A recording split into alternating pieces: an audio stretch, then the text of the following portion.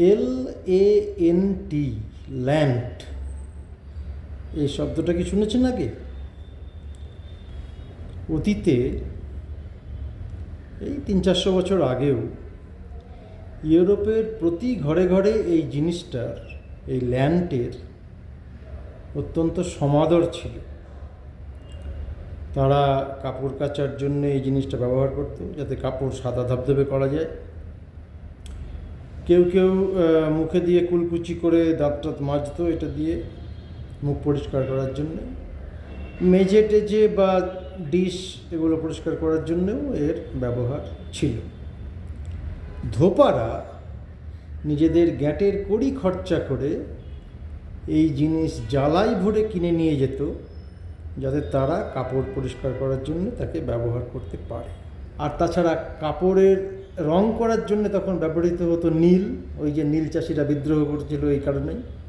তো তখন জামা কাপড় কেবলমাত্র লাল আর নীলই করা যেত, অন্যান্য বিশেষ রং করা সম্ভব হতো না, কেননা সেই রং করার মতো রঙিন জিনিস তখনও আবিষ্কৃত হয়নি। সেটা আবিষ্কার হওয়ার পরেই এই সমস্ত জিনিসগুলোর অগ্রগতি ঘটেছে।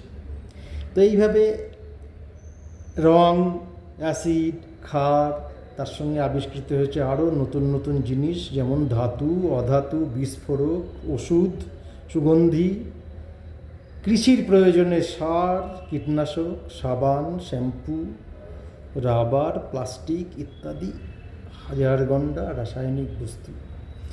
এবং এখনকার আমাদের যে বস্তুনির্ভর জীবন, তাতে এই কৃত্রিম রাসায়নিক ছাড়া আমরা এখন ভাবতেই পারি না এই সমস্ত জিনিস। তো এই জিনিসগুলো কিভাবে আবিষ্কৃত হলো, কখন আবিষ্কৃত হলো, কারা সেই আবিষ্কারগুলো করলেন, কোন দেশে আবিষ্কার করলেন, এরই জমজমাট সব গল্প টল্প নিয়ে এবার বই মেলায় আসতে চলেছে আমার বই বিকার থেকে বাজারে। এই বইটা হচ্ছে রসে বসে রসায়ন সিরিজের দ্বিতীয় বই। এই সিরিজের প্রথম বই দিমিত্রির টেবিল বেরিয়েছিল গত বইমেলায়, আর এই বইমেলায় আসতে চলেছে এই রাসায়নিক শিল্প বিপ্লব সংক্রান্ত জিনিসপত্রের আবিষ্কার নিয়ে বই বিকার থেকে বাজারে। তাহলে দেখা হচ্ছে বইমেলায় আপনাদের সঙ্গে। Thank you.